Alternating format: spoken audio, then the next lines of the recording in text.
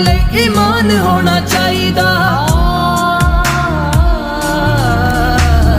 ਉਹਦੇ ਕੋਲ ਪਾਣ ਲਈ ਈਮਾਨ ਹੋਣਾ ਚਾਹੀਦਾ। ਦਿਲ ਵਿੱਚ ਬਸ ਯਿਸੂ ਨਾਮ ਹੋਣਾ ਚਾਹੀਦਾ।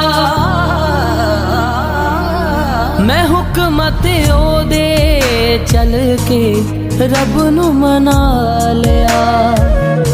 ਮੈਂ ਹੁਕਮਾਂ ਤੇ ਉਹਦੇ ਚੱਲ ਕੇ ਰੱਬ ਨੂੰ ਮਨਾ ਲਿਆ।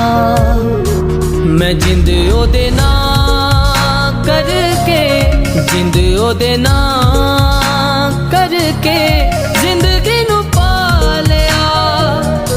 ਮੈਂ ਰੱਬ ਤੋਂ ਦੁਆ ਕਰਕੇ ਸਭ ਕੁਝ ਪਾ ਲਿਆ।